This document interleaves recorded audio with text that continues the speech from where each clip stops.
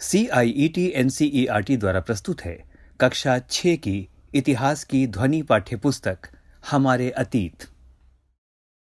हमारे अतीत ध्वनि पाठ्यपुस्तक में अब सुनते हैं अध्याय 8। शीर्षक है खुशहाल गांव और समृद्ध शहर। हमारे अतीत, पृष्ठ संख्या 79। अध्याय 8, खुशहाल गांव और समृद्ध शहर। लोहार की दुकान पर प्रभाकर लोहारों को काम करते देख रहा था। एक छोटी सी बेंच पर कुल्हाड़ी और हंसिया जैसे कुछ औजार बेचने के लिए रखे थे। दूसरी ओर भट्टी जल रही थी। औजार बनाने के लिए दो लोग लोहे की एक छड़ को गर्म कर उसे पीट रहे थे। प्रभाकर को यह सब बड़ा मजेदार लग रहा था। लोहे के औजार और खेती। लोहे का प्रयोग आज एक आम बात है। लोहे की सारी चीजें हमारी रोजमर्रा की जिंदगी का हिस्सा बन गई हैं। इस उपमहाद्वीप में लोहे का प्रयोग लगभग 3000 साल पहले शुरू हुआ। महापाषाण कब्रों में लोहे के औजार और हथियार बड़ी संख्या में मिले हैं। इनके बारे में तुम अध्याय 4 में पढ़ चुके हो। करीब 2500 वर्ष पहले लोहे के औजारों के बढ़ते प्रयोग का प्रमाण मिलता है। इनमें जंगलों को साफ करने के लिए कुल्हाड़ियां और जुताई के लिए हलों के फाल शामिल हैं। अध्याय 5 में तुमने पढ़ा था कि लोहे के फाल के इस्तेमाल से कृषि उत्पादन बढ़ गया। कृषि उत्पादन बढ़ाने के लिए उठाए गए अन्य कदम। सिंचाई। समृद्ध गांवों के बिना राजाओं तथा उनके राज्यों का बने रहना मुश्किल था। जिस तरह कृषि के विकास में नए औजार और रोपाई, अध्याय 5 में जिसके बारे में हमने पढ़ा है, महत्वपूर्ण कदम थे, उसी तरह सिंचाई भी काफी उपयोगी साबित हुई। इस समय सिंचाई के लिए नहरें, कुएं, तालाब और कृत्रिम जलाशय बनाए गए। अब एक नजर इस पृष्ठ पर छपे कुछ चित्रों की ओर। इस पृष्ठ पर कुछ चित्र दिए गए हैं जिसमें औजारों की सूचियां हैं। यहां लिखा है, औजारों की सूची में इन चित्रों के नाम चुनो। हंसिया, कुल्हाड़ी और सणसी। लोहे की ऐसी 5 चीजों की सूची बनाओ जिसका प्रयोग तुम रोज करते हो। पृष्ठ संख्या 80। इस चार्ट में तुम्हें सिंचाई से आए परिवर्तन दिखाए गए हैं। खाली स्थानों में सही वाक्य भरो। लोगों द्वारा परिश्रम किया गया। किसानों को लाभ मिला क्योंकि अब उत्पादन की अनिश्चितता घटी। कर अदा करने के लिए किसानों को उत्पादन बढ़ाना था। राजाओं ने सिंचाई की योजना बनाई और धन खर्च किया। यहां कुछ विकल्प दिए गए हैं। खाली जगह पर आप अपने विकल्पों को भर सकते हैं। 1. राजा को सेना, महल और किले बनवाने के लिए धन चाहिए। 2. वे किसानों से कर लेते हैं। 3. खाली है। 4. यह सिंचाई से ही संभव था। 5 और 6 दोनों बॉक्स खाली हैं। 7. कृषि उत्पादन बढ़ा। 8. राजस्व भी बढ़ा। 9. ये बॉक्स खाली है। गांव में कौन रहते थे? इस उपमहाद्वीप के दक्षिणी तथा उत्तरी हिस्सों के अधिकांश गांवों में कम से कम 3 तरह के लोग रहते थे। तमिल क्षेत्र में बड़े भूस्वामियों को वेलल्ला, साधारण हलवाहों को उणवार और भूमिहीन मजदूर दास, कडेसियार और अदीमई कहलाते थे। देश के उत्तरी हिस्से में गांव का प्रधान व्यक्ति ग्राम भोजक कहलाता था। अक्सर एक ही परिवार के लोग इस पद पर कई पीढ़ियों तक बने रहते थे। पृष्ठ संख्या 81। यानी कि यह पद अनुवांशिक था। ग्राम भोजक के पद पर आमतौर पर गांव का सबसे बड़ा भूस्वामी होता था। साधारणतया इनकी जमीन पर इनके दास और मजदूर काम करते थे। इसके अतिरिक्त प्रभावशाली होने के कारण प्रायः राजा भी कर वसूलने का काम उन्हें ही दे दिया करते थे। ये न्यायाधीश और कभी-कभी पुलिस का काम भी करते थे। ग्राम भोजकों के अलावा अन्य स्वतंत्र कृषक भी होते थे, जिन्हें गृहपति कहते थे। इनमें ज्यादातर छोटे किसान ही होते थे। इसके अतिरिक्त कुछ ऐसे स्त्री पुरुष थे जिनके पास अपनी जमीन नहीं होती थी। इनमें दास कर्मकार आते थे, जिन्हें दूसरों की जमीन पर काम करके अपनी जीविका चलानी पड़ती थी। अधिकांश गांवों में लोहार, कुम्हार, बढ़ई तथा बुनकर जैसे कुछ शिल्पकार भी होते थे। यहां एक बॉक्स दिया गया है जिसमें ऐसा लिखा है, प्राचीनतम तमिल रचनाएं। तमिल की प्राचीनतम रचनाओं को संगम साहित्य कहते हैं। इनकी रचना करीब 2300 साल पहले की गई। इन्हें संगम इसलिए कहा जाता है क्योंकि मदुरै, यह पृष्ठ संख्या 105 के मानचित्र संख्या 7 पर आपको मिलेगा, कि कवियों के सम्मेलनों में इनका संकलन किया जाता था। गांव में रहने वालों के जिन तमिल नामों का उल्लेख यहां किया गया है, वे संगम साहित्य में पाए जाते हैं। नगर, क्या कहती हैं कहानियां, यात्रा विवरण, मूर्तिकलाएं और पुरातत्व। तुमने जातकों के बारे में सुना होगा। ये वो कहानियां हैं जो आम लोगों में प्रचलित थीं। बौद्ध भिक्षुओं ने इनका संकलन किया। यहां एक जातक कथा दी गई है जिसमें यह बताया गया है कि एक निर्धन किस तरह धीरे धीरे धनी बन जाता है। पृष्ठ संख्या 82। तो आइए अब सुनते हैं एक कहानी। एक निर्धन की चतुराई। एक शहर में एक गरीब युवक रहता था। उसके पास एक मरे चूहे के अलावा कुछ नहीं था। उसने उस चूहे को एक सिक्के में एक भोजनालय वाले की बिल्ली के लिए बेच दिया। फिर एक दिन बड़ी जोर की आंधी आई। राजा का बागीचा टूटी टहनियों और पत्तों से भर गया। उनका माली इसे साफ करने की बात से परेशान हो उठा। युवक ने माली से कहा कि अगर लकड़ियां और पत्ते उसे मिल जाएं तो वह बागीचे की सफाई कर सकता है। माली तुरंत मान गया। युवक ने पास खेल रहे बच्चों को यह कहकर इकट्ठा कर लिया कि प्रत्येक टहनी और पत्ते के बदले उन्हें एक एक मिठाई मिलेगी। देखते ही देखते उन्होंने बगीचे में से एक एक तिनका चुनकर गेट के पास इकट्ठा कर दिया। तभी उधर से राजा का कुम्हार बर्तनों को पकाने के लिए ईंधन की तलाश में गुजरा। उसने पूरे ढेर को खरीद लिया और इस तरह युवक के पास कुछ और भी पैसे हो गए। अब उस युवक ने एक और योजना बनाई। एक बड़े बर्तन में पानी भरकर वह नगर के द्वार पर गया और वहां उसने घास काटने वाले 500 लोगों को पानी पिलाया। खुश होकर उन लोगों ने कहा, तुमने हमारे लिए इतना अच्छा काम किया, बताओ अब हम तुम्हारे लिए क्या कर सकते हैं। उसने कहा, मैं आपको यह तब बताऊंगा जब मुझे आपकी सहायता की जरूरत होगी। इसके बाद उसने एक व्यापारी से दोस्ती की। एक दिन उस व्यापारी ने बताया कि कल एक घोड़े का व्यापारी 500 घोड़ों के साथ शहर में आ रहा है। यह सुनकर उस युवक ने घास काटने वालों के पास जाकर कहा, कृपया तुम सब एक एक घास का गट्ठर मुझे दे दो और अपनी घास तब तक मत बेचो जब तक मेरी न बिक जाए। उन्होंने उसे घासों के 500 गट्ठर दे दिए। जब घोड़े के व्यापारी को कहीं भी घास न मिली तो उसने इस युवक की घास 1000 सिक्के में खरीद ली।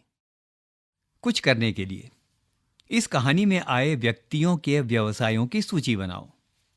प्रत्येक के लिए यह तय करो कि वे क शहर में, ख गांव में या फिर ग शहर तथा गांव दोनों में रहते थे। घोड़े का व्यापारी शहर में क्यों आया होगा? एक सवाल और, क्या महिलाएं कहानी में बताए व्यवसायों को अपना सकती थीं? उत्तर के कारण बताओ। अब सुनते हैं पाठ। प्राचीन नगरों के जीवन के बारे में हमें कुछ अन्य स्रोतों से भी पता चल सकता है। शहरों, गांवों या फिर जंगलों के जीवन से जुड़ी घटनाओं को मूर्तिकार कलात्मक तरीके से उकेरते थे। इन मूर्तियों को ऐसी इमारतों की रेलिंग, खंभों या प्रवेश द्वारों पर लगाया जाता था जहां लोग आते थे। पृष्ठ संख्या 83। इस पृष्ठ में सबसे पहले एक चित्र है और इस चित्र के बारे में यहाँ वर्णन है, जिसके बारे में लिखा है, दिल्ली में मिला वलयकूप। साथ में एक प्रश्न है, हड़प्पा की जल निकास व्यवस्था से यह कैसे भिन्न है। इसी पृष्ठ पर एक और चित्र दिया गया है। ये सांची की मूर्तिकला है। यह मध्य प्रदेश स्थित सांची के स्तूप की मूर्तिकला का नमूना है। इसमें शहर के जीवन का दृश्य है। तुम अध्याय 11 में सांची के बारे में पढ़ोगे। इन दीवारों को देखो, क्या वे ईंट की बनी है या फिर लकड़ी या पत्थर से? क्या इनकी रेलिंग लकड़ी की बनी है? इन इमारतों की छतों का वर्णन करो। आइए अब पाठ में चलते हैं। अध्याय 5 में वर्णित अनेक शहर महाजनपदों की राजधानी थे। जैसा कि तुमने पढ़ा, इनमें से कुछ शहर परकोटों से घिरे होते थे। जैसा कि तुम ऊपर के चित्र में देख रहे हो, अनेक शहरों में वलयकूप मिले हैं। ये वलयकूप गुसलखाने, नाली या कूड़ेदान के लिए प्रयुक्त होते थे। प्रायः ये वलयकूप लोगों के घरों में होते थे। महलों, बाजारों या आम घरों के अवशेष बहुत कम मिले हैं। संभवतः लकड़ी, मिट्टी व कच्ची ईंटों या छप्पर से बने होने के कारण वे ज्यादा समय तक टिक ना पाए हों। भविष्य में पुरातत्वविद इनकी खोज कर सकते हैं। प्राचीन शहरों के बारे में वहां गए नाविकों तथा यात्रियों के विवरणों द्वारा भी पता चलता है। ऐसा ही एक विस्तृत विवरण किसी अज्ञात यूनानी नाविक का है। पृष्ठ संख्या 84। जिन जिन पत्तनों पर या बंदरगाहों पर वह गया, उन सभी के बारे में उसने लिखा है। मानचित्र 7 पृष्ठ 105 में भरूच ढूंढो। अब उसके द्वारा दिए गए वर्णन को पढ़ो। इस पृष्ठ पर एक बॉक्स दिया गया है जिसमें बेरीगाजा यानी भरूच का यूनानी नाम की कहानी दी गई है। बेरीगाजा की संकरी खाड़ी में समुद्र से आने वालों के लिए नाव चला पाना बहुत मुश्किल होता है। राजा द्वारा नियुक्त कुशल और अनुभवी स्थानीय मछुआरे ही यहां जहाज ला सकते थे। बेरीगाजा में शराब, तांबा, टिन, सीसा, मूंगा, पुखराज, कपड़े, सोने और चांदी के सिक्कों का आयात होता था। हिमालय की जड़ी बूटियां, हाथी दांत, गोमेद, कार्निलियन, सूती कपड़ा, रेशम तथा इत्र यहां से आयात किए जाते थे। राजा के लिए व्यापारी विशेष उपहार लाते थे। इनमें चांदी के बर्तन, गायक किशोर, सुंदर औरतें, अच्छी शराब तथा उत्कृष्ट महीन कपड़े शामिल थे। बेरीगाजा से आयात और निर्यात होने वाली चीजों की सूची बनाओ। 2 ऐसी चीजें बताओ जिनका उपयोग हड़प्पा युग में नहीं होता था। एक और बॉक्स यहां पर दिया गया है और जिसका शीर्षक है आहत सिक्के। इसमें लिखा है, आहत सिक्के सामान्यतः आयताकार और कभी-कभी वर्गाकार या गोल होते थे। ये या तो धातु की चादर को काटकर या धातु के चपटे गोलिकाओं से बनाए जाते थे। इन सिक्कों पर कुछ लिखा हुआ नहीं था, बल्कि इन सिक्कों पर कुछ चिन्ह या ठप्पे से बने होते थे। इसीलिए ये आहत सिक्के कहलाए। ये सिक्के उपमहाद्वीप के लगभग अधिकांश हिस्सों में पाए जाते हैं और ईसा की आरंभिक सदियों तक ये प्रचलन में रहे। अब पाठ की ओर चलते हैं। सिक्के। पृष्ठ 82 पर दी गई कहानी में तुमने देखा कि किस तरह सिक्कों के आधार पर संपत्ति का मूल्यांकन किया गया। पुरातत्वविदों को इस युग के हजारों सिक्के मिले हैं। सबसे पुराने आहत सिक्के थे जो करीब 500 साल चले। इसका चित्र नीचे दिया गया है। चांदी या तांबे के सिक्कों पर विभिन्न आकृतियों को आहत कर बनाए जाने के कारण इन्हें आहत सिक्का कहा जाता था। पृष्ठ संख्या 85। इस पृष्ठ पर सबसे पहले एक बॉक्स बना है और बॉक्स का शीर्षक है विनिमय के अन्य साधन। संगम साहित्य की इस छोटी सी कविता को पढ़ो। आइए कविता सुनते हैं। खेतों के सफेद धान गाड़ियों पर लादे जा रहे हैं। नमक के लिए लंबे लंबे रास्ते, चांदनी सी सफेद रेत पर परिवार को समेटे, कहीं पीछे छूट न जाएं। शहरों से नमक के सौदागरों के यूं चले जाने से सिर्फ सन्नाटा रह जाता है। समुद्र के किनारे नमक का बहुत ज्यादा उत्पादन होता था। कुछ प्रश्न।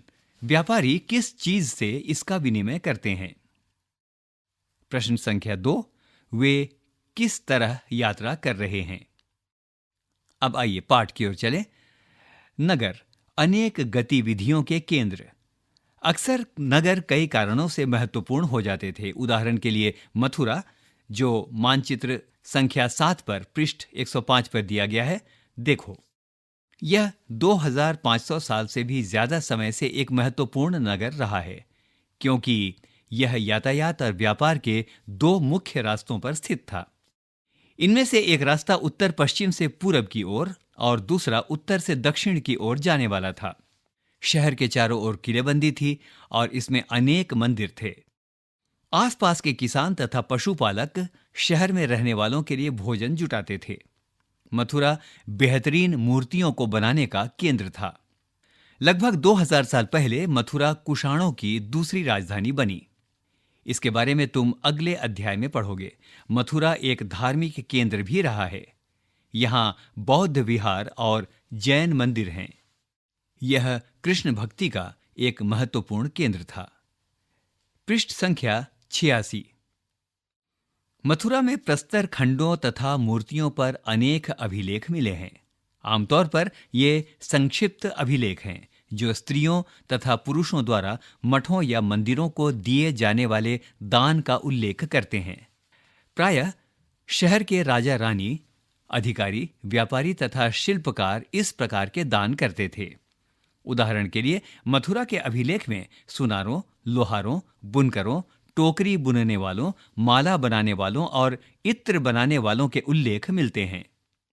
मथुरा के व्यवसायों की एक सूची बनाओ और एक ऐसे व्यवसाय का नाम बताओ जो हड़प्पा में नहीं था। आइए इससे पहले कि पाठ में चलें, हम इसके बॉक्स पर एक नजर डालते हैं। बॉक्स का शीर्षक है उत्तरी काले चमके पात्र, NBPW। ये एक कठोर चाक निर्मित धातु की तरह दिखने वाले तथा चमकदार काली सतह वाले पात्र हैं। इसे बनाने के लिए कुम्हार मिट्टी के बर्तनों को भट्टों पर उच्च तापमान पर रखते थे, जिसके परिणाम स्वरूप इन बर्तनों की बाहरी सतह काली हो जाती थी। इन पर एक पतली काली लेप भी लगाई जाती थी जो इस बर्तन को शीशे जैसी चमक प्रदान करता था। अब आइए पाठ में चलें। शिल्प तथा शिल्पकार। पुरास्थलों से शिल्पों के नमूने मिले हैं। इनमें मिट्टी के बहुत ही पतले और सुंदर बर्तन मिले हैं जिन्हें उत्तरी काले चमकीले पात्र कहा जाता है, क्योंकि ये ज्यादातर उपमहाद्वीप के उत्तरी भाग में मिले हैं। ध्यान रहे कि अन्य दूसरे शिल्पों के अवशेष नहीं बचे होंगे। जैसे कि विभिन्न ग्रंथों से हमें पता चलता है कि कपड़ों का उत्पादन बहुत महत्वपूर्ण था। उत्तर में वाराणसी और दक्षिण में मदुरै इसके प्रसिद्ध केंद्र थे। यहां स्त्री पुरुष दोनों काम करते थे। अनेक शिल्पकार तथा व्यापारी अपने अपने संघ बनाने लगे थे जिन्हें श्रेणी कहते थे। शिल्पकारों की श्रेणियों का काम प्रशिक्षण देना, कच्चा माल उपलब्ध कराना तथा तैयार माल का वितरण करना था, जबकि व्यापारियों की श्रेणियां व्यापार का संचालन करती थीं। श्रेणियां बैंकों के रूप में काम करती थीं, जहां लोग पैसे जमा रखते थे। इस धन का निवेश लाभ के लिए किया जाता था। उससे मिले लाभ का कुछ हिस्सा जमा करने वाले को लौटा दिया जाता था या फिर मठ आदि धार्मिक संस्थानों को दे दिया जाता था। पृष्ठ संख्या 87। यहां भी सबसे पहले एक बॉक्स और बॉक्स का शीर्षक है सूत कातने और बुनने के नियम। ये नियम अर्थशास्त्र के हैं। अध्याय 7 में अर्थशास्त्र का उल्लेख किया गया है। इसमें वर्णन किया गया है कि किस प्रकार एक विशेष पदाधिकारी की देखरेख में कारखानों में सूत की कताई और बुनाई की जाती थी। ऊन, पेड़ों की छाल, कपास, पटुआ तथा सन को तैयार करने के काम में विधवाओं, सक्षम अक्षम महिलाओं, भिक्षुणियों, वृद्धा वेश्याओं, राजा की अवकाश प्राप्त दासियों, सेविकाओं और अवकाश प्राप्त देवदासियों को लगाया जा सकता है। इन्हें इनके काम के और गुणवत्ता के अनुसार पारिश्रमिक देना चाहिए। जिन महिलाओं को बाहर निकलने की अनुमति नहीं है, वे अपनी दासियों को भेजकर कच्चे माल को मंगवा सकती हैं और फिर तैयार माल उन्हें भिजवा सकती हैं। वे औरतें जो कारखाने तक जा सकती हैं, उन्हें अपना माल कारखाने तक तड़के ले जाना पड़ता था, जहां उन्हें पारिश्रमिक मिलता था। इस समय माल को अच्छी तरह जांचने के लिए रोशनी रहती है। अगर निरीक्षक उस औरत की तरफ देखता है या इधर उधर की बातें करता है तो उसे सजा मिलनी चाहिए। अगर औरत ने अपना काम पूरा नहीं किया तो उसे जुर्माना देना होगा। इसके लिए उसका अंगूठा भी काटा जा सकता है। तुम्हारे लिए कुछ करने को। उन महिलाओं की सूची बनाओ जिन्हें निरीक्षक नियुक्त कर सकता था। क्या काम करने के दौरान महिलाओं को मुश्किलें झेलनी पड़ती थीं? अब पाठ की ओर। सूक्ष्म निरीक्षण। अरिका मेडू। मानचित्र 7 जो पृष्ठ 105 में दिया गया है में अरिका मेडू, जो अब पुदुचेरी में है, ढूंढो। पृष्ठ 88 में रोम के बारे में दी जानकारी को पढ़ो। लगभग 2200 से 1900 साल पहले अरिका मेडू एक पत्तन या बंदरगाह था। यहां दूर दूर से आए जहाजों से सामान उतारे जाते थे। यहां ईंटों से बना एक ढांचा मिला है जो संभवतः गोदाम रहा हो। यहां भूमध्य सागरीय क्षेत्र के एम्फोरा जैसे पात्र मिले हैं। इनमें शराब या तेल जैसे तरल पदार्थ रखे जा सकते थे। इनमें दोनों तरफ से पकड़ने के लिए हत्थे लगे हैं। साथ ही यहां एरेटाइन जैसे मुहर लगे लाल चमकदार पत्थर भी मिले हैं। इन्हें इटली के एक शहर के नाम पर एरेटाइन पात्र के नाम से जाना जाता है। इसे मुहर लगे सांचे पर गीली चिकनी मिट्टी को दबाकर बनाया जाता था। पृष्ठ 88। कुछ ऐसे बर्तन भी मिले हैं जिनका डिजाइन तो रोम का था, किंतु वे यहीं बनाए जाते थे। यहां रोमन लैंप, शीशे के बर्तन तथा रत्न भी मिले हैं। साथ ही छोटे छोटे कुंड मिले हैं जो संभवतः कपड़े की रंगाई के पात्र रहे होंगे। यहां पर शीशे और अर्ध बहुमूल्य पत्थरों से मनके बनाने के पर्याप्त साक्ष्य मिले हैं। अब एक नजर यहां पर दिए गए एक चित्र की ओर। एक चित्र यहां दिया गया है जिसके विषय में लिखा है अभिलेखित मिट्टी के बर्तन। कई बर्तनों पर ब्राह्मी लिपि में अभिलेख मिले हैं। प्रारंभ में तमिल भाषा के लिए इसी लिपि का प्रयोग किया जाता था, इसलिए इन्हें तमिल ब्राह्मी अभिलेख भी कहा जाता है। तुम्हारे लिए कुछ करने को। रोम के साथ संबंध दर्शाने वाले साक्ष्य की सूची बनाओ। अब एक बॉक्स और इस बॉक्स में एक चित्र को हम देख सकते हैं। इसका शीर्षक है एक्वाडक्ट। आइए इसके वृतांत में चलें। बॉक्स का शीर्षक है अन्यत्र। मानचित्र 6 जो पृष्ठ संख्या 76 में है, उसमें रोम को ढूंढो। यह यूरोप के सबसे पुराने शहरों में से एक है। इसका विकास लगभग तभी हुआ जब गंगा के मैदान के शहर बस रहे थे। रोम एक बहुत बड़े साम्राज्य की राजधानी था। इसके सबसे महत्वपूर्ण शासकों में से एक ऑगस्टस ने करीब 2000 साल पहले शासन किया था। उसने कहा था कि रोम ईंटों का शहर था जिसे मैंने संगमरमर का बनवाया।